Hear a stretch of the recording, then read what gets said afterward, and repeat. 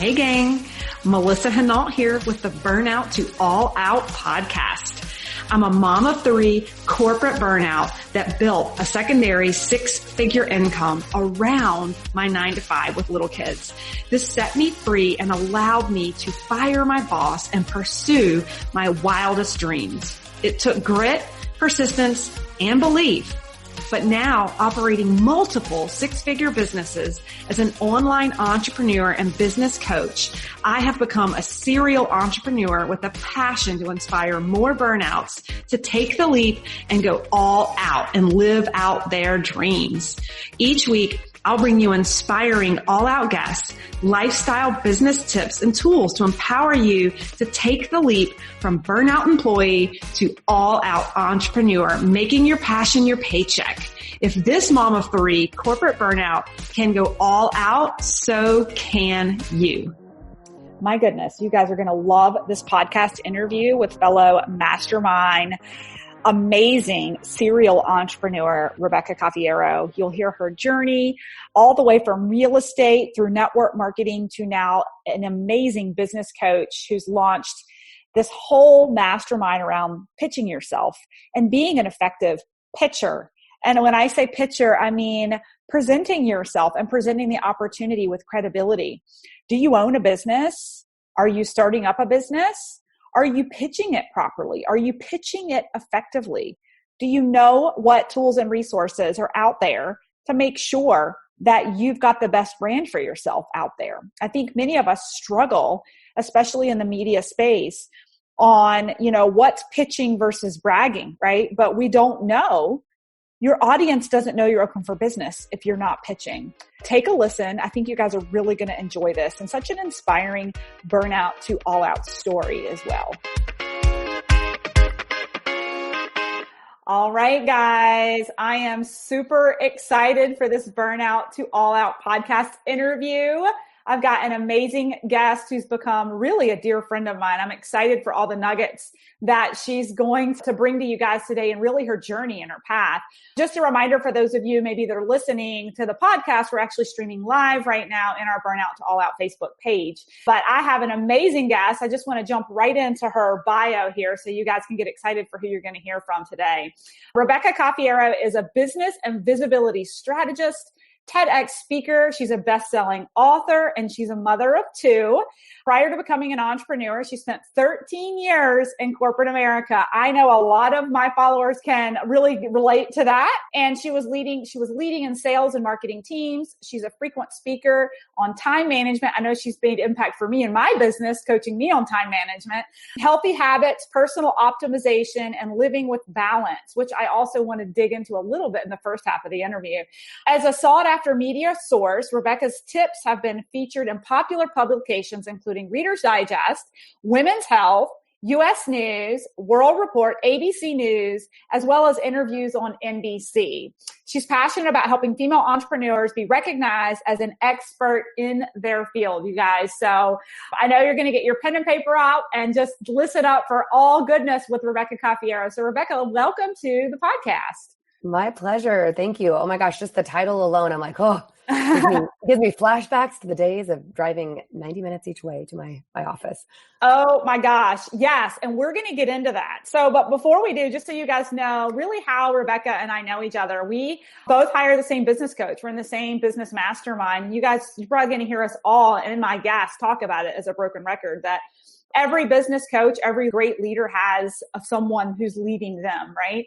And so we connected in the mastermind and we've just become fast friends. And I'm excited to see you in Sedona in a couple weeks, actually. Oh, likewise. So let's just dive right in. Let's go back to the 90-minute commutes back and forth, because this whole podcast is all about entrepreneurs who were burnt out before taking the leap and really becoming that lifestyle entrepreneur and making their passion their paycheck. So that our listeners can learn a little bit more about you, Rebecca. Take us all the way back to your corporate days where you were spending 90 minutes a day in the car before the brink of the aha moment of having to get out of what you're doing. Can you bring us back to that life? Yes. Actually, I'm going to go a little bit further back. I just want to preface this by saying I never wanted to be an entrepreneur.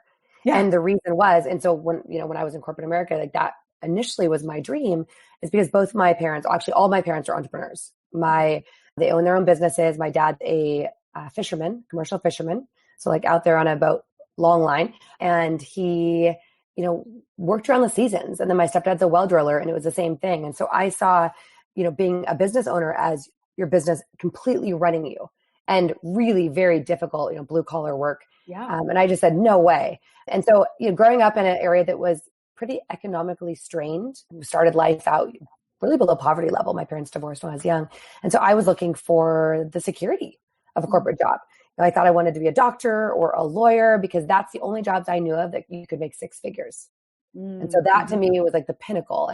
And I went to, my undergrad was in journalism, and I learned very quickly that journalism, while I love writing and communicating and interviewing and, acquiring knowledge, that is a recipe for being broke your entire life. And I mean, I had a bartending job to support my full-time journalism job when I worked at a daily paper for 3 years. And so I ended up deciding I was going to go into law, got derailed and got into real estate at about the age of 23. And I can remember when my boss hired me, and I asked at this event that was before my first day, I said, is it possible to make six figures? Because I was, kind of hearing some of the chatter from people that work. And he said, if you only make six figures, if you only make 100,000, you'll get fired, because that means you're not performing. And I said, whoa, just a little flashback. This was Las Vegas during the real estate boom. Okay. So the average person was making around 200,000 with, maybe a college degree. It was pretty incredible. And so I kind of cut my teeth in that industry and definitely developed a very positive money mindset very quickly. And to me, it was, it was kind of feast or famine. And this was the feast. It was work as hard as possible. And I did in those first few years. My first 2 years, I didn't take a day off. My boss actually said, if you don't take a day off, I'm going to fire you. I'm like, but it was one of those jobs that the harder you work, the more you earn in sales. And so at the age of 26, I had a $400,000 year. Wow. And now I will say, looking back, it's a bit like Monopoly money, because I wisely invested that in things like my 401k. I bought land, I bought properties, and that was before the Las Vegas real estate, the United States real estate market imploded. So at the age of, 27, 28, here I was, actually, I'll go back for a moment. At the age of 26, I'm 3 years into this career. I'm making incredible money. I'm building, what was the house of my dreams, driving a Mercedes, and looking on paper like I had it made. And yet I was completely miserable. And I hired a life coach, and we sat down in our first session. She's like, tell me what you want. And I had this very impressive plan to basically be the CEO by 45 of this Fortune 150 company. And she listened and she nodded. And then she said, okay, well, tell me what you really want. And I burst into tears. Yeah. Because I was doing what sounded good, what looked good on paper. Yep. But, I'm a firm believer we're three-dimensional beings. Yeah. And we don't live on paper. And and so what I realized is while my job excited me because it was new and I was learning and the capability of earning money was incredible, I had this glimpse at that age that money, while it can provide a lot of wonderful things, does not buy happiness. And as hard as I was working, over the next 2 years, I lost everything. What I kept was experience. Wow. Yeah. But it took me 9 years from that meeting with that life coach to actually be burnt out enough to make a change. Oh my gosh. Yeah. So, and let's get into that. And I think that you are just hitting on so many things that I've experienced too. And I think that's maybe one of the reasons we've connected so well is just, but you recognized it at a much earlier age than I did. I mean, I know it sounds like it took you 9 years to take full action on it.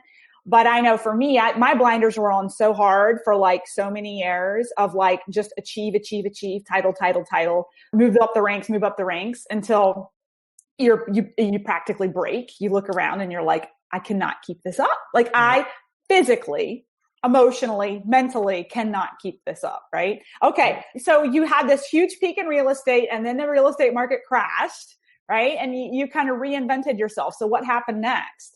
Well, I stayed in real estate. I just was on the darker side of real estate. So I went from, selling someone their actually retirement home. I typically sold 50 plus, but which was, even though I didn't love it, it wasn't my be all end all passion. I still loved working with people. I loved, helping people, and I felt really positive about it. And when the market crashed, it was, any job possible. So there was even a short time, which I don't share often, but I went into B2B sales, selling internet. Oh, wow. And, I did well, I should say well, but then, basically the company wasn't really, they weren't very ethical. And so my first month, I was like top salesperson in the nation. And they basically capped me. I had earned like 20,000 in commission, and they paid me 10 and said, well, basically we didn't think that you could actually hit those benchmarks. And so we've realized, but I didn't have another option. So I sat there for the next, 4 or 5 months, angry because somebody had changed the rules of the game. Yeah. And I had no power. I wasn't in control. Yeah. And I realized at that time, I was like, oh, this, I want to, but I still wasn't looking for an entrepreneurial opportunity. I was looking at, I need to align myself with a company that's going to do what they say.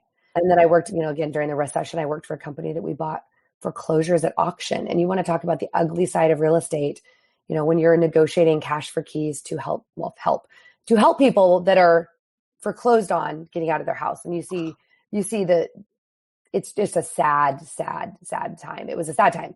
And then as the market started to recover, I got back into a job with a builder as a director of sales and then as a VP of sales. And, I was very happy to be back into then a job that was paying well. And there was some security and some certainty.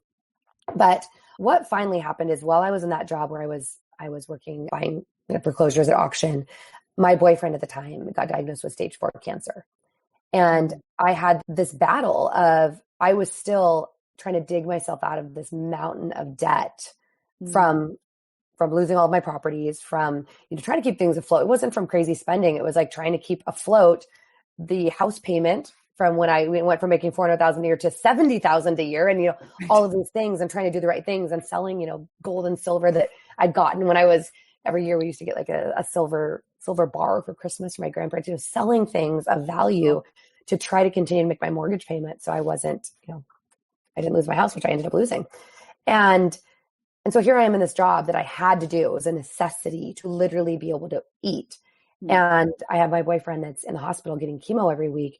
And it was that I didn't have the ability to necessarily be there when I wanted to, or I would go straight from the hospital to work. There was times I didn't go home for a week. And so you just slept in the hospital?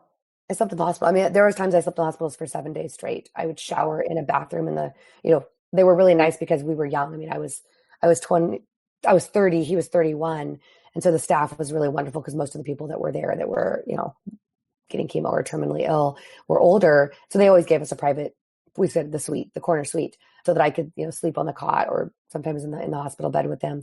And it was just incredibly hard time. I mean, you talk about, I can't even, I burnt out my adrenals at that time because the stress levels were so high and there was nothing I could do. Mm-hmm. I didn't have the luxury to take a break. I didn't have the luxury to say, I'm going to take the week off because I literally had to put food on the table. And that was when I think that was the first thing that really cracked me open to wanting to look for other opportunities. Mm-hmm. And I didn't know that was going to be entrepreneurship. And so my boyfriend, he had passed away, and, life seemed like things were picking up. I paid off all the debt that I had incurred during the recession. I was dating this wonderful young man. I had the opportunity to transfer my now husband. We were dating. This was 9 years ago. We were dating, and he relocated to Northern California for an incredible job opportunity. And I then got a job opportunity in NorCal to transfer within my same company into a really phenomenal role, working with a great team. And so, it wasn't like, oh, I hated my job. I hated the team I was working with. No, I actually loved them. I believed in what I was doing. It was a hard job. Mm-hmm. I was running a total team of 48 people. Wow. With only one manager. And so we were definitely, I'd say, understaffed from a management level. And my husband, or at the time boyfriend, he got diagnosed with cancer. Really? And he actually, when we had met, he'd gone through thyroid cancer once before, which is a very treatable kind. I mean, if you don't want to get cancer, but if you're going to get cancer, thyroid is right. what you prefer to get versus, a cancer like a stomach cancer or something that my boyfriend died of. So my husband got diagnosed with cancer. And I was like, how can this happen again? Like, how can lightning strike twice? And it was one of those moments you're like, what are you going to put, universe, God, what are you going to pile on me? Like, is this a test? And and I really hope I pass it, because if not, it's going to break me. And so he was going, we were just kind of doing what's called a wait and see, which is waiting to see what they were going to prescribe for treatment. He'd already had a complete thyroidectomy before we met and radiation. I'm moving up to Northern California. We're kind of waiting and seeing. And right before I moved up, like I was going to come up and had my first day at work. It was already all scheduled and organized. They were shutting down all the sales office. I was doing a big meeting, basically like an operations meeting where I was going to be presenting. And about 10 days before, he got a surgery date. And it was the same day as that meeting. And here I am going to this new position and feeling like there's no way that I can tell them I can't be there and that they need to reschedule the entire division around this surgery. And I asked my husband, I said, boyfriend, I said, do you want me to be there? Because if you do, and he's like, no, it's okay. He's like, it's totally okay. Like, there's nothing you can do. It's not, you're going to be in the room. And I said, all right. But like my heart of hearts said, you need to be there. Yeah. But so could I have asked for the time off? Yes. And they would have made it work. But I was so afraid that if I gave them a reason to doubt my commitment to the company. Yeah. Right. That would affect me. That would affect my ability to move up. That would affect my security. And so I did that meeting. I was sweating through my clothes. I mean, literally I'm looking at the clock. It was like Ferris Bueller's Day Off where it just like moves like tick, tick, tick. And here I am meeting, in this meeting, trying to smile, trying to be positive and dynamic. And he's in surgery. Yeah. And I did leave early. I left after the meeting and I cried on the 2.5-hour drive to the hospital. And I just remember thinking, I never want to be in this situation again where I don't feel like I have a choice. So that was like the moment. That was like the moment that broke you. Like that was the moment. I love this quote. I don't know where I got it from, but it's not mine. But sometimes you have to fall to know like where you stand. It sounds like that was your moment of just like, it sounds like you just were like, I literally have no control over this scenario. So where did your journey take you from there as far as recognizing this whole burnout situation? It was something you loved, but you had no control. What happened next to take you on the trajectory of truly owning your life, becoming a lifestyle entrepreneur, becoming a serial entrepreneur, and a ridiculously successful woman that you are now? About 11 months later, I got offered a job promotion from an area sales manager to a VP of sales and marketing. And this was something that even, 5 years earlier would have been the absolute pinnacle. I mean, VP of Fortune 1000 company for their number one most profitable division. I would have been I was the youngest female VP, youngest VP actually in general, and one of the few females. And I took it, but when it was offered, my heart sank. I was like, I don't want this, but I don't know how to say no. Like, people will think I'm crazy because why would I give this up? This is a golden opportunity. And I took it, but I was already thinking, how can I get out? And I, at the time, actually thought I was like, what can I do? Like, what can I do that I can earn $250,000 or more a year that will give me security? And I looked at things like, I'd always loved photography. Like, well, could I do wedding photography or could I do this? I didn't realize that there was something else I could do in business, because while I had tremendous knowledge and skill in that area of new home real estate development, it wasn't even general real estate. It was like a very specific niche. I didn't have any interest in going to another company. Like, I did love the company. I loved the team. I wanted out of the industry because everyone was going through the same thing. Working weekends. I mean, there was times I'd get up at 6 a.m. and be checking my email, responding to emails, and I would be getting offers and be on the phone with salespeople at 9:30, 10 o'clock, closing deals. And then I was on call all weekend long. And there was never a reprieve unless I took a vacation where my boss, who was one of my best friends, and she was like, she would tell people, don't email her, like literally don't send her emails. But that was very rare. That was once every 2 years type of thing. And so I was thinking of all these things that I could do. And then I, like most people, fell into network marketing. Never thought that was something I would take seriously. I mean, I just fell in love with the product that I was looking, for, we're with the same company, but more energy, lose a little weight. I was getting married and ended up loving it. And like most of us that do well at network marketing, we're people that when we find something that we love, we don't stop talking about it. Right. We're typically natural referrers already, because we're all about like sharing what we love. And so I saw that initially. I just thought as well, this is a great way to earn some extra money on the side. And then I saw that as a bridge and I went, wow, this is actually a really legitimate industry. And, I started making I think I had my first $10,000 a month within 6 months of being a product user and within about 3 months of really pursuing the business. And to me, I could see the curve. I was like, if I just keep putting this amount of time. And I made a goal and I was able to leave my job that same year, which I know is not, not typical, but I was highly motivated. And with most network marketers that are successful like you, right? We've typically built a network previous to that. Right. We've taken care of people. We've built relationships. We've developed credibility, developed trust, all of those things that are really key Yeah. We already have the work ethic. People often see somebody being successful in a short amount of time in something like network marketing or entrepreneurship of any type. And they think that there was like a magic pill, but there's not. It was like, you already are a person that has certain work ethic and certain, qualities. But I will say with that, I went to network marketing and I love it. And I think it's just the most beautiful bridge into working for yourself. I think it's just the best way to learn entrepreneurship. But I do want to delineate, there is a big difference between being successful in network marketing and then being I'd say true entrepreneur. Yeah. And what I mean by that is most people in network marketing, you don't have to go get an LLC. You don't have to go get a bookkeeper. You're not, it's like the easiest barrier of entry, and it's beautiful because it teaches you all these things before you actually have to invest your own money. I could not agree more. Let's just pause on this for just a second, because I know like you're further ahead in the curve than I am as far as starting serial businesses outside of network marketing. But I could not agree more that that first step, what I love about network marketing is that first step is so low risk, right? Like if you're curious about being a creative, doing your own thing, you can step your toe in or you can cannonball in, and they're so low risk, and you can run with it and create that asset on the side. And then I think, I don't know if you agree with me, but I think that it gives you more confidence to then take the next leap because you made that first leap. And I talk a lot about just that ego I had to leave behind in corporate America to take that leap into network marketing. But to your point, this year for me has been a huge aha with starting my LinkedIn Method business, because now I have to hire people, and I've got to run books, and there's payroll, and it is a completely different ball game altogether. But had I not started in network marketing, I think I'd be even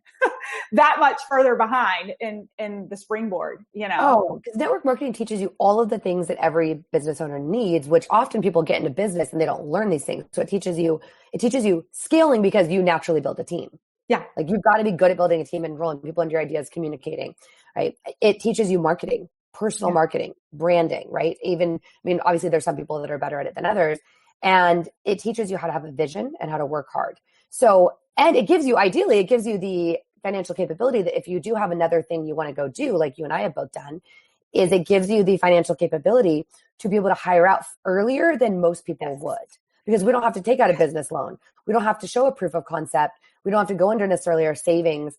We have this side income. So I feel like, yes, everybody should have a network marketing income because it basically is giving you your business loan. 100. Oh my God.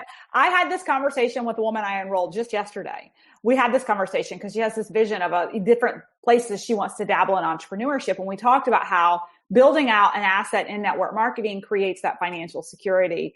In the mastermind that I'm in about building out these programs, it's funny you've mentioned that, because my advisor was saying, or even the training that I've gotten in the Kelly Roche program, most of these are scrappy entrepreneurs, and they're paying their bills with the money they're making. And they talk about money management and what you have to reinvest and what you need to set aside to literally pay your bills. And I'm like, oh my gosh, I can actually reinvest everything I make if I want, because I have this passive income from this other place that allows me even less risk to launch this whole other business. So I could not agree with you more that it just gets you that much further ahead. 100%. Yeah. And I definitely want to do a bookmark to come back and talk about, because I just, you and I just had some very big launches, and when people see that, they don't understand what that means about the reinvesting back.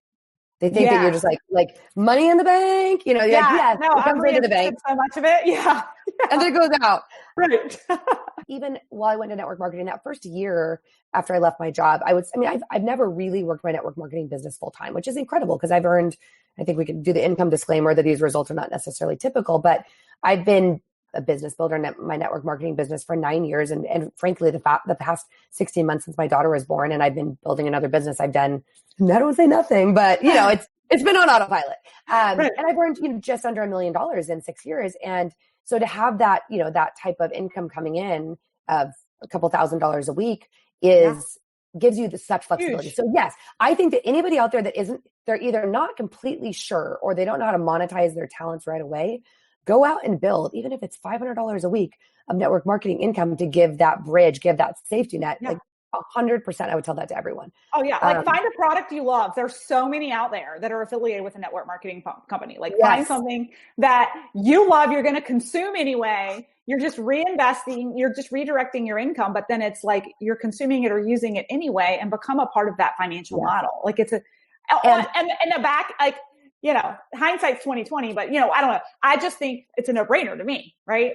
Well, and it's why you and I, and can we mention our company? Is that? Yeah, that's fine. So when I was looking, I just became a product user. I didn't look at the business for 6 months, but had I been going backwards 7 years or 6.5 years and looking at a network marketing company, I mean, I would have still picked Isagenix, regardless of the fact that I will use the products every single day till I die. But it's because anything that's, you know, and I love like doTERRA, Young Living, and some of those other companies. I mean, ISA has our own essential oils, but anything that is a consumable product, so a need product, not a want product. And so not saying anything about, you know, companies that do leggings or other things, but need products that are consumable that people need to order every single month, even versus like, let's say a shampoo or something else out there that, yes, you need shampoo, but if the economy goes down, you can go buy $4 at, you know, Trader Joe's. Not the best, but you know, it works. But yeah, I mean, I love having a consumable food that I have got to spend the money on, and frankly, it saves me money. But so going into that first year, I really worked part-time, and it was kind of my chance to like enjoy myself. I got pregnant, you know, then I had my son, and who's 4.5. And about 2 years in, I kind of got this itch. And I think it's that I realized I've always been an entrepreneur. I was always doing business coaching and things on the side. And what I missed is when I was in my real estate job, I was always doing kind of free business advice to people, but I was also very creative in my job because I would look at raw dirt and I would say, all right, based upon this, what's the right product to build? And how do we market it? And what is the story that we tell? And, you know, by the time that a community went from purchasing land to selling, you know, model homes or selling, it was, you know, 2 years. But I love that transformation process. And I wasn't, even though you definitely get the quick hit of transformation with network marketing, I was missing the longer term. Yeah. And I started teaching my own team branding. Like personal branding, because I did come from the world of running a $2 million marketing budget and understanding that when I moved into being a solopreneur in network marketing, I still wanted my brand to look really good. I still had these standards of, you know, working for a Fortune 500 company, and people would ask me all the time. So I started teaching it to my team, and then I started teaching it to other business owners that were outside of network marketing is branding. But what I really realized, like my niche coming in from sales and marketing and then from a journalism background, is I love talking about messaging. I love talking about, you know, branding as it relates to credibility. But then I learned a skill because of wanting to be able to build my own credibility within network marketing. I learned the skill of things like pitching, how to get seen in news, you know, how to get featured, how to get interviewed, how to get interviewed for podcasts. I launched my own podcast. And so some of these things I started teaching, doing branding retreats, and I started getting asked to speak on at entrepreneur workshops and, you know, co-work spaces and in female masterminds. And I started doubling down on that. I just leaned in. And one thing I would say to people is niche down. Yes. Even in network marketing, niche, like you, right? It's like LinkedIn or social sellers. Because when you're talking to everyone, you're talking to no one or you're communicating to no one. And right before COVID, I said, you know, I've done these really cool things for myself and my one-on-one clients over the last 2 years, working with them to get in Forbes and, you know, Reader's Digest and, you know, different magazines, or getting on the news, or getting these opportunities to brand their businesses. And this is something I really love teaching. And I decided to start a course and then a mastermind around the idea of building visibility, credibility, which leads to profitability. Because I am a true believer that there's a triangle called the expert triangle, right? If you think about being an expert, you've got one leg that's visibility. You have got to get in front of people. Mm-hmm. But you also have to have credibility, because there's a lot of influencers out there that, yes, you might buy the clothes there, but you're not going to take a business course from them. Right. They don't have credibility. They entertain. And then there's a lot of people that are very credible, but they have no audience. And so you can't monetize an audience of two. Yeah. And then there's the bottom is profitability, which is how are you actually monetizing both the visibility and the credibility? And when you're doing all of those things, you're a profitable expert. And so that's what I show people is how to be seen as an expert. It's not about smoke and mirrors. It's really about, you know, understanding, defining your own value, your own, you know, the brand transformation or brand promise, and, you know, the client journey and the signature processes you use. And that's really the crux of it. But I love helping people do this. All right. Chances are, if you're listening to my podcast today, you are a social seller of some aspect. You're in business, you're online somehow. Do you want to find more business builders in less time to 10x your business without playing the daily Instagram and Facebook game? Are you tired of being on the hunt daily for new customers of your product to then try to bait and switch them? You know what I'm talking about. To be interested in building a business with you. I have been there. The biggest mistake I see that slows down the expansion and stability of a social seller's business is if they spend way too much time recruiting on media for consumption of their company's products and way too little time in direct conversations with like-minded professionals that would love to actually hear about the business opportunity at hand. I then see so many painstakingly trying to drag customers through the sand to catch the vision of a business model that the consumer has no interest in, wasting time and getting burnt out. Can you relate?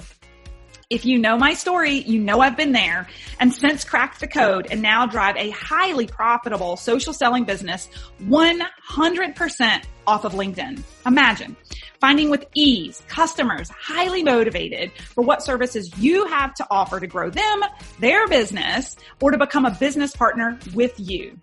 That's what you will hear from my students who've gone through my previous LinkedIn method trainings. You don't have to look far.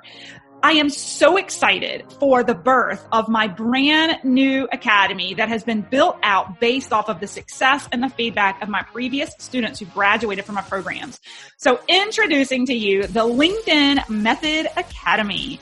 In this 6-month academy, you will learn to become a business recruiting master on LinkedIn to 10x your business, transform how you brand yourself as the business owner that you are, and master attraction marketing that results in prospects begging to get into your calendar to learn more about what you have to offer.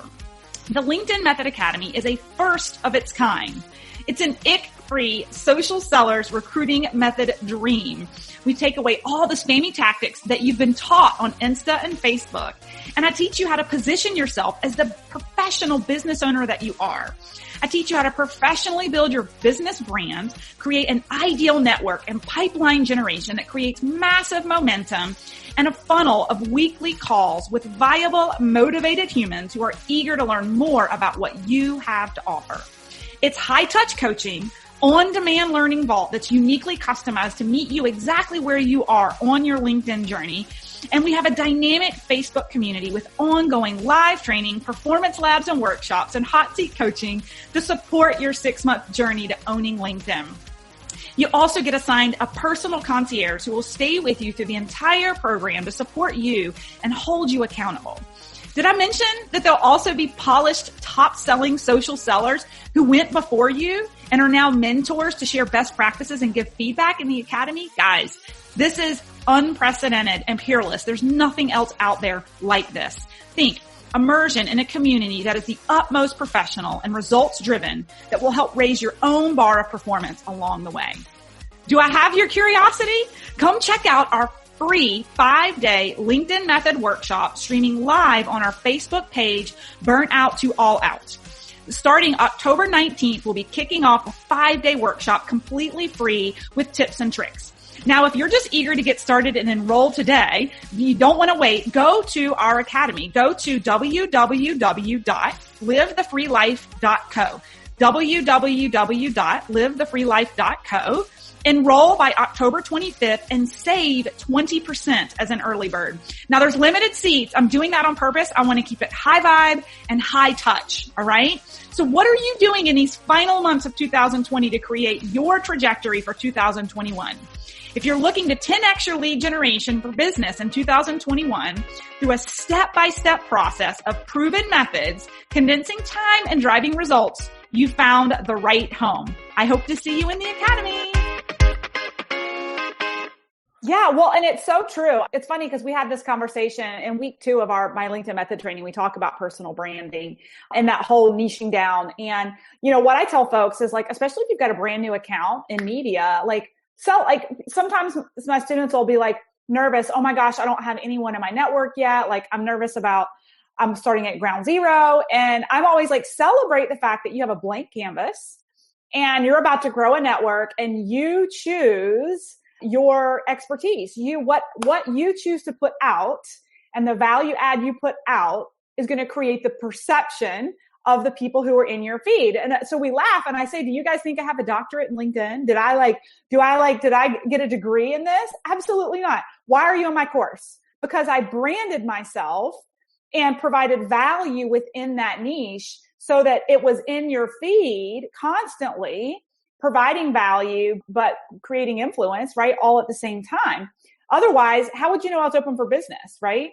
But I got to fabricate it, right? Like if you look at my credentials, it's not like something you go get a degree on, right? You learned in the school of experience, which is where I learned. People right. say, oh, you know how to pitch because you were a journalist. I'm like, I was a journalist. I know how to interview and write. Right. I know how to communicate, but I did not know how to pitch because I wasn't ever pitching journalists. And I also didn't work for, I didn't work for an international publication, but I learned it from figuring it out. And I learned it by failing forward. And so what you teach and what I teach is the shortcut. It's how to do it well in a short amount of time. It's really like a quantum leap of learning a skill without making all of the mistakes. Yeah, absolutely. Okay. So I love this. So can you give some advice to folks? So thinking about folks who are just on their journey to really trying to create some credibility for themselves. A lot of my listeners are in the social selling space. Maybe they're trying to own their business, right? So if I've got a lot of folks who are coming through and they're trying to recruit other business partners, right? So what are your tips and tricks from creating this credibility, creating this know, like, and trust factor so that they can ultimately begin to create this kind of attraction marketing, but also kind of a funnel for themselves for opportunity with prospects? There's two parts of it. There's two keys. And the first is how you present yourself. It is 100% is. And like with media, right? If you're seen in media or you're seen on a podcast, you're leveraging the credibility of whatever that platform is. So if someone's listening to me right now, you've already built the credibility of your podcast and of your group. So they assume because you're bringing me on that I'm credible, and hopefully that they find me that I am, because you could. And one way to build great credibility, like you were saying, is before you have case studies and before you have all of the results that you now have because you've done what you've done many times and you've shown many people the road to success, is providing that free value is a great way to build credibility. And as you do it, that will build your visibility because people will share or they'll comment and other people will continue to find you. So that initial, starting with that blank slate and how you present yourself is huge. You've got to present yourself as an expert so that you are seen as an expert. That does not mean claiming something that you don't have. It might be actually leveraging expertise from something you did before. So when I come from the world of journalism or the world of marketing, I am leveraging skills that I learned in a previous industry. And then, combining that with what I've learned myself to deliver a result. I'm not saying that I can do something that I've never done. I can do it. But even if somebody's starting out something new, they've got to figure out what is that anchor of success and how do they present themselves? And you do have to show the highlight reel, right? You do need, everyone has done impressive things that they don't think about. And we'll talk about giving yourself permission to promote, but it starts with how you present yourself. So my very first time I got interviewed by a national publication, which I believe it was Women's Health, it was because I reached out to them with a great professional signature. I already had, my brand promise in there. I had a professional bio. I had to build those things. But if I would have reached out with a Hotmail address or a Yahoo address and my social media said, coffee lover, dog lover, like mama, not that those things aren't real. I don't drink coffee, but instead of having in my social media bio, like all the things you teach in your course, right, is how to position yourself. So you've got to position yourself first so that someone, when they find you, that first impression, you're positioned as an expert and they see you as an expert. And then you continue to deliver value as an expert. And when you present yourself that way, that's when the experts, media, podcast hosts, groups that are going to hire you for whatever they're going to hire you for, that's when they will hire you as an expert or bring you on, because a lot of stuff isn't paid. And then when you communicate it to their audience, and then by the way, your audience, right? Because when you post this podcast, when your episode goes live, I will of course share that with my audience. Right. And so that builds credibility with my audience who already follows me. It shows that credibility is continuing to be built. But as far as strategies, like there's so many strategies and tactics. I have a course that teaches all of this. It teaches, what do you do to pitch the news? What do you do to differentiate yourself? What are the things, like some of it is strategies, but some of it is things like, hey, before you pitch a reporter, if you've got their name when you're pitching them, go follow them on social media. Go interact with them. What platform do they get the least engagement with? Like those types of things are more on the soft skills.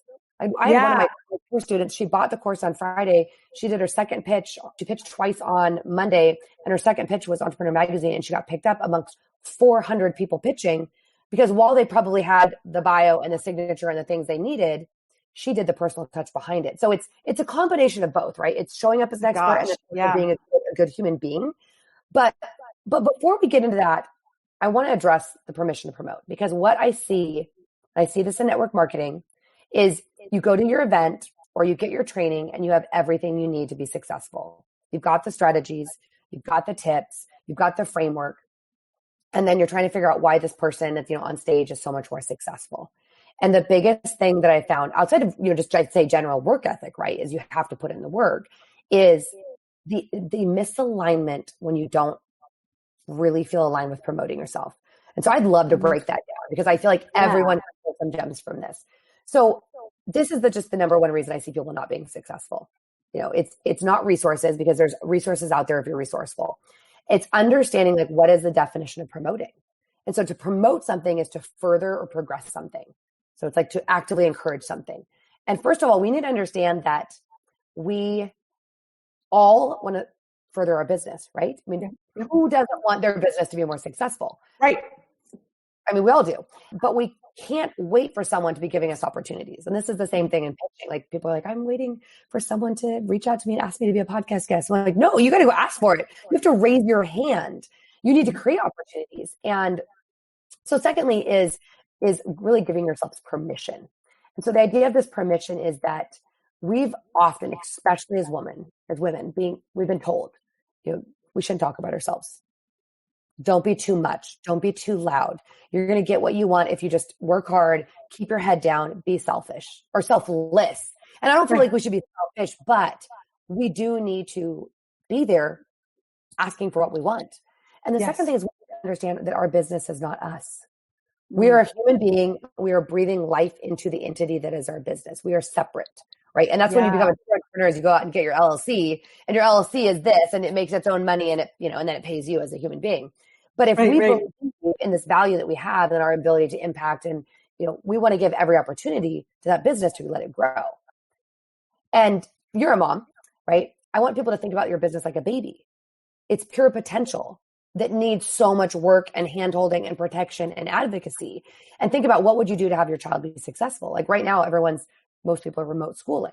So what resources would you get for your child so that they could be successful in that program? What would you do? Would you reach out to the teacher if there was an issue?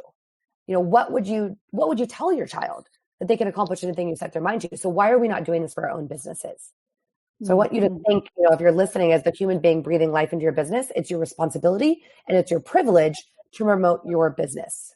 So true. So good. That one of the things I'm constantly saying to my team, and even to the folks in my LinkedIn training, is like, really take a hard look at yourself and ask, am I expecting a 6-figure payout? And I'm like, what would you pay yourself for the effort that you're putting into your business? Right? Are you giving it a 6-figure effort, or are you giving it a hobby effort with expectation of 6 figures on the back end? Right. And I love what you're saying about investing too, because I know for me, from a very early standpoint in my business, and actually I'm going to do a podcast on this, but even as a very early entrepreneur, network marketer in the first year, I reinvested a lot of the money I was making, because most people who are building out a network marketing business they didn't have that money before, right? Like you were paying your bills before. And there's this like misperception of like the income comes in and then people, they spend it frivolously, and I constantly would return it back into my business. I was investing in things like a new laptop, so I wasn't working off of my corporate computer, or maybe I was investing in incentives for my team for top enrollers for business trips and stuff like that. But I was just constantly investing. And then we get to where we are today, and just constantly investing in ourselves as business owners by being a part of masterminds, business coaches, to continue to reinvest, right?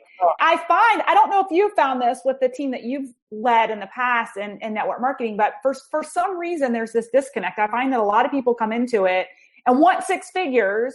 The mindset's not right for how they're reinvesting in their self to actually break through to that platform, that level, but also the true effort it takes to get there.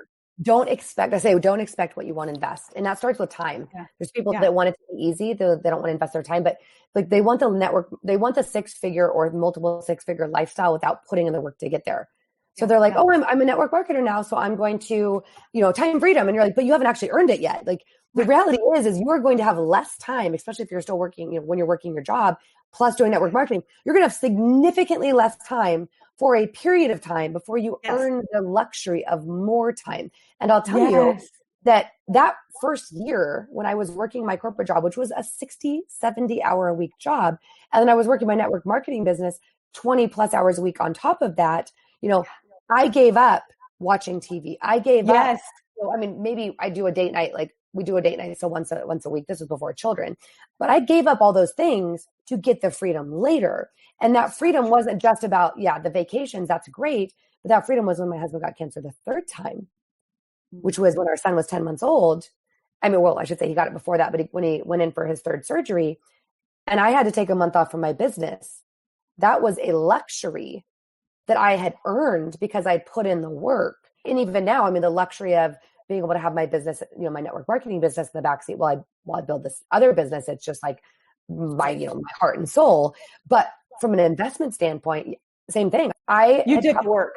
Oh, well, I think I invested. I hired my first coach, my first business coach who, they helped me in network marketing, but they helped me in mindset and all these other things. I hired that first coach, which was, I think it was like $2,500 or $3,000 that I hired them. And I had made maybe $10,000 at that point. So that was a big portion of what I had earned. I reinvested back. And same thing is, I saw what my leaders were doing and I was like, what was working and how they were investing. And I said, well, I want to do this or more. And so I was investing, and I always thought it was so interesting that when you raise up leaders and you're giving incentives and, all the things, of course, that are within compliance, but you're giving bonuses or shipping promotions or different things. And they take advantage of it to help grow their business. And then they don't want to do that when it's their time to have a new leader. And so I think that is a thing that, as a leader, you have to have that investment mindset. And this year in my business, like I just had my biggest month ever. I had in less than a month, in 3 weeks, I had $100,000 launch. It's super exciting. And I want to celebrate that. But at the same time, like I put in the work, like people see that like, oh, you made $100,000 in 3 weeks. I said, well, I joked that that took 40 years because it took me building all of those skills. Right. But it actually took that the last 6 months during COVID, I worked without really pay. I had my network marketing income, but I worked on all these things that I then launched. And what I have invested this year in masterminds, I'm in 2 masterminds, but also in the back end of the business, right? This is the difference between I said network marketing and like being a CEO, entrepreneur, building out a course, building out a mastermind. Like the amount I invested this year will be $100,000. So when I joked that, 100,000, it wasn't hundreds because some people are making payments on the launch, but when 50,000 in that week went into my bank account, 37,000 went right back out to pay other things. So yes, did I pay myself? I gave myself a disbursement, an owner disbursement of $3,500. So right. My person didn't make 50,000 or 100,000. My business made it. But that investment, what that investment was for, is to scale. That's right. That investment is to go $200,000 last year to ending the year $100,000 a year and being at $1 million plus next year. That is the cost of building, growing a business and growing a team and growing all of the metrics and the systems you need behind the scenes to be able to have $100,000 a month every month. Absolutely. Oh my gosh. And I couldn't agree more. I've been experiencing the exact same thing, right? It was like, I invested in the mastermind and I hired a business coach. I think I've probably invested maybe 60 grand this year between masterminds and private coaches. But the interesting thing is my income is nearly quadrupled, right? And so it would not have gone in that direction. And I talk about this a lot. It's the law of the lid. I think it's like, I can't remember which law it is with John Maxwell, but the law of the lid is like we all have like a lid of capacity, knowledge. And unless we're willing to invest to raise that lid, you will flatline and your business will slowly dwindle. But if you're willing to reinvest, you can grow and scale beyond your wildest dreams because you're bringing in the experts to cast the vision, surrounding yourself with people like you, Yes. right? And a mastermind to inspire what can happen, you know? Well, and you have other people who are constantly raising the bar. And so, you know, we started out, you and I, and like we had calls, and I think I love it because I think you and I have learned so much from each other. And that's what a mastermind really is, right? Is that's the melding of minds. And so you gave me resources, I gave you resources, we shared best practices, you had a huge launch, and your launch, I mean, that was a huge catalyst for me because that launch, I was like, oh my gosh, I want to create numbers like this. Like, this is incredible. And so that gave me such fire from my launch. And so it's like, it's not an outdoing a thing. It's a raising the belief of what is possible. 100%. That being in this mastermind with you and these other women this year, 100%. It's not a competition. It is inspiring, showing me what is possible. I'll never forget a couple of weeks into joining the mastermind, there was a girl on our team who did like $100,000 in a day. And I was like, you have got to be kidding me. Like, it was blowing my mind, but it also made me realize anything is possible. And man, am I glad I left my corporate job that was going to pay me, you know, for 40 hours a week for 40 years and then to retire at 40% of my income for the rest of my life. And now being surrounded by, you know, amazing women that inspire me to just do and be more, you know, just share the resources to get there, share the shortcuts. Yes. Because I think that's the thing that people understand is like, we can play a little game of like, what are the things we get out of a mastermind is obviously relationships, right? Just like belief and people cheering you on and raising you up. You get the strategies and the shortcuts. So like I got a podcast strategy and then I shared that and our wonderful Dasan, our podcast editor, who's like the sweetest guy ever. Right. And then, you know, you give me resources like, oh, this, you know, take this course or do this, or like, here's something else. And so we're constantly sharing what works. And what happens is it creates that quantum leap in business. Yes. It creates the results that I would say it creates the results that would take somebody 5 years on their own. But the reality is if they're doing it on their own, they'll never get that because the amount of time it will take, somebody will hit burnout because the belief won't be built fast enough to get the results that we're getting. Yes. Oh my gosh, 100%. I mean, I can think through a series of things that have happened this year that had I not been a part of a business coach or a mastermind, I would still be 5 years away. Like just the course creation. Some of the folks in my upline in my network marketing business are like, oh my gosh, like how did you even get started in like creating a course? And I was like, well, it started with hiring a business coach who helped me manifest the idea, who already knew where to plug me in to have people help me take this idea and put it into a course. Like this podcast, Rebecca, this podcast we're airing right now, like wouldn't have aired or existed had you not said, look, you can launch your business and launch a podcast at the same time. Let me give you all my notes. Like literally I was looking at your drive this morning that like has really nudged me to do this. And you condensed time for me so that I didn't have to take a podcast course. Like you had everything organized for me. And I think that speaks volumes, just being in a group like that, you know?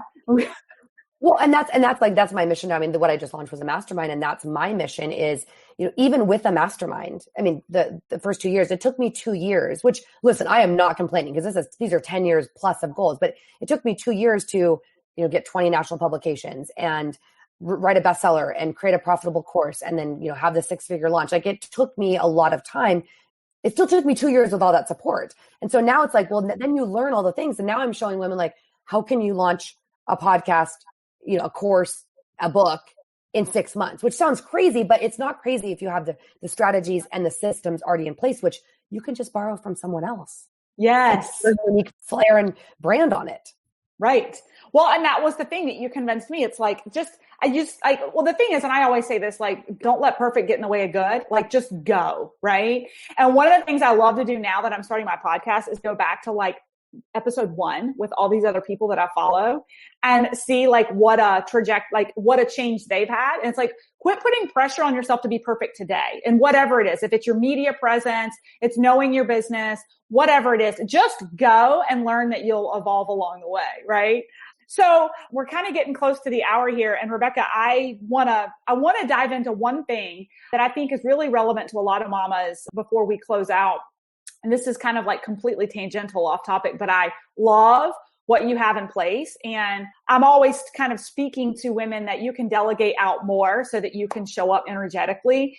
And so one of the things that I know for all my burnouts that are listening to this or in the process of trying to get out of burnout and go all out, one of the things as a mom, especially, I think that's so important is that infrastructure around the house, in the house, that allows for you to delegate things that don't give you, like that you need help with, that you're okay passing over to drive your business better, energetically show up better with your spouse, with your kids. I think a lot of women, I have private clients I've talked with about this. They have this guilt that like, if I'm hiring out for someone to do my laundry or cook the dinner or help with the kids, that like, that people will think less of me, right? Like, so I love asking my entrepreneurial mamas who work from home, what does your infrastructure and support look like in the house? And I want all you women to be listening to this because it's brilliant.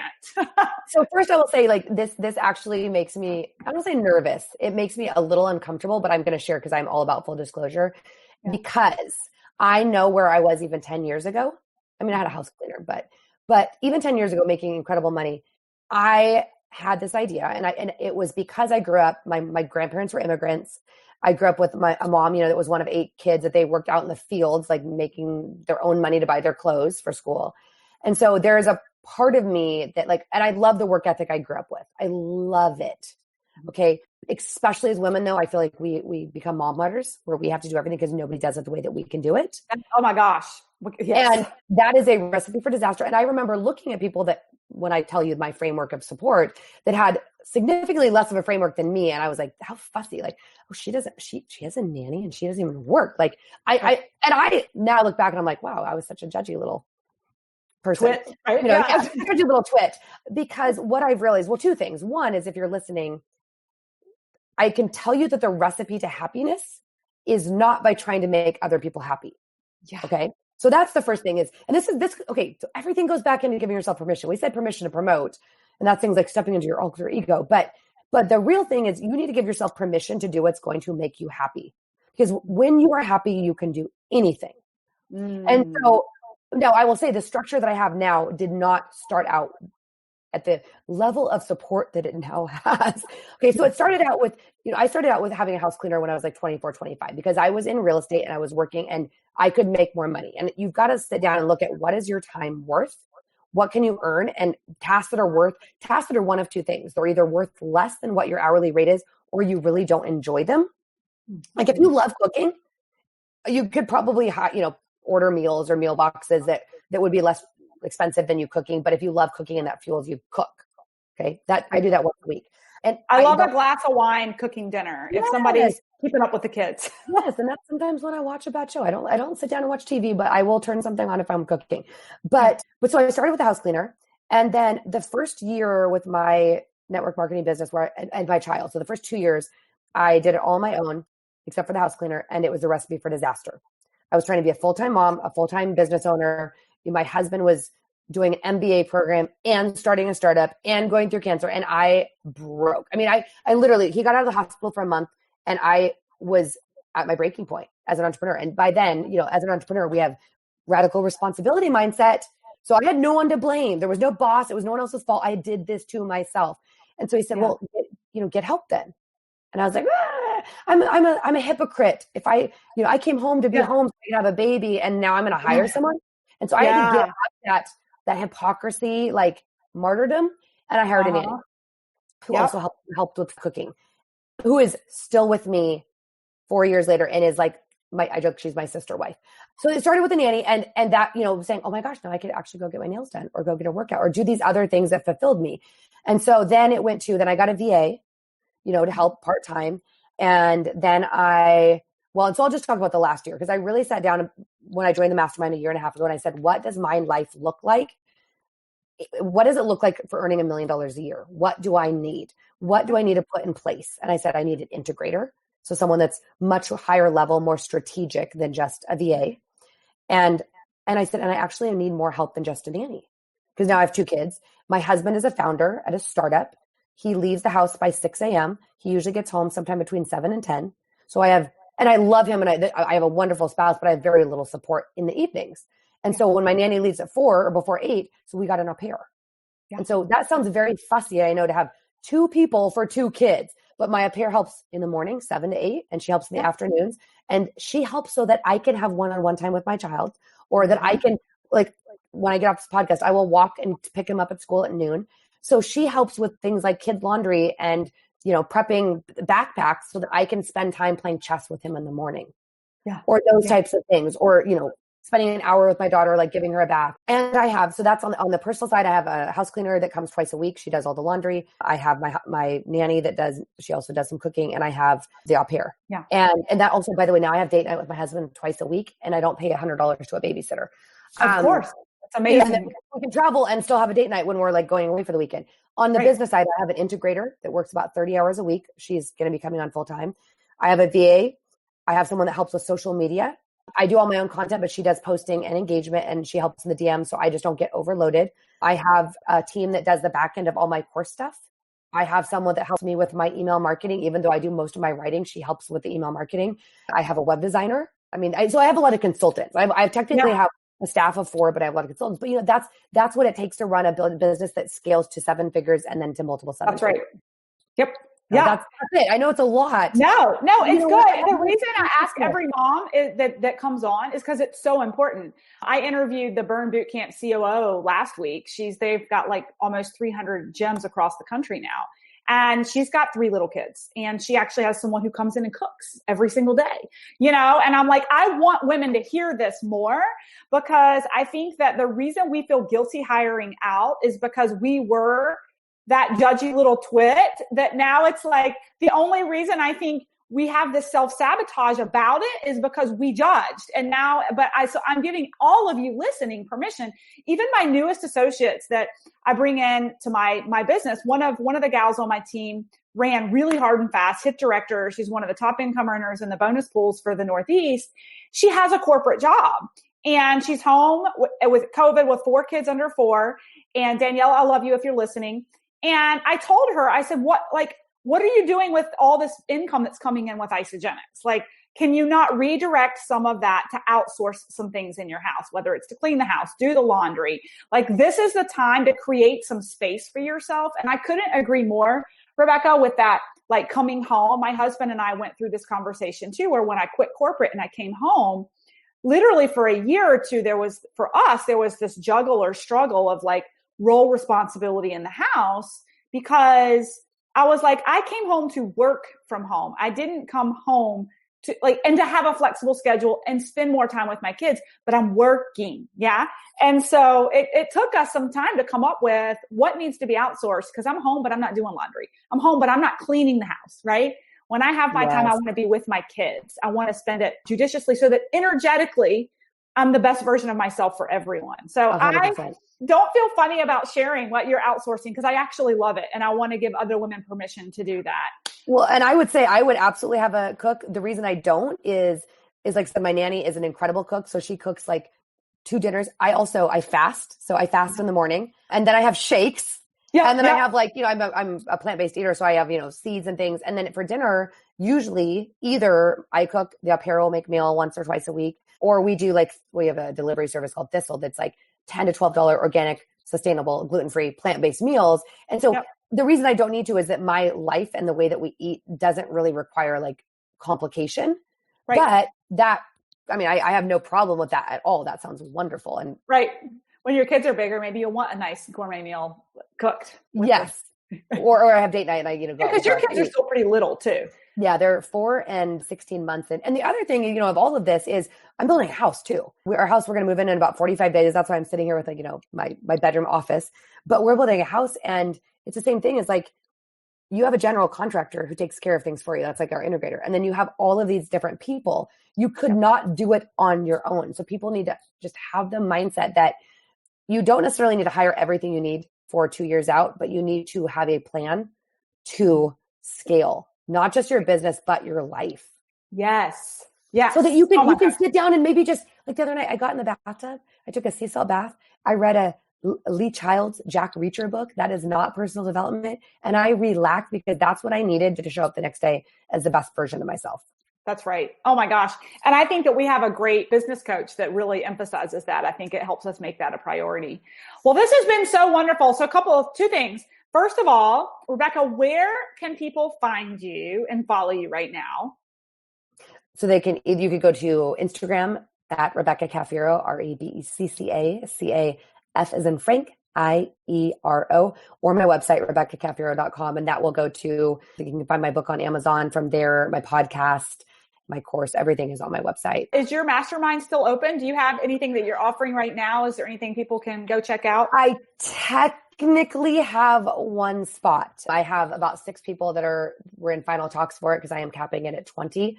And most likely, I mean, if the group is listening live, they could look at it, but that'll be gone the next 2 days. But I will be launching another one in January.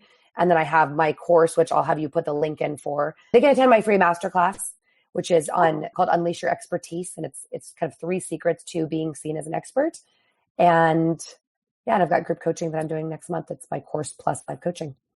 Awesome. Okay. So my final question, I ask this for everybody, is your piece of advice for the burnout who's peering over and thinking about maybe they still have the 90-minute commute, although I guess a lot of people aren't commuting right now, but that burnout who's considering and wondering, can I go be more creative, find something with more purpose? Can I take that leap of faith? Like, what's your piece of advice to the burnout right now? Can I give 2? Yeah. They're both 3 steps. Okay. So one is, this is like 3 rules. And I believe this is actually for success in life, but it's also on getting out of that burnout is number 1, follow your joy or follow what makes you happy. That's the breadcrumbs to getting to. It's like, if you want to create the job of your dream, it can't just be something that you're good at. It's got to be like something that really lights you up. So you're so excited to do it because it's still work, right? It's still going to be work. Even if you love every minute, it's still work. And number 2 is be resourceful. Again, that's the difference between, I think, an employee mindset and an entrepreneur is entrepreneurs go out and find what they need. They don't wait for someone to tell them what to do. Number 3 is ask for what you want. Like, ask for what you want. And then to find that thing, if you're looking like, how do I leave this burnout?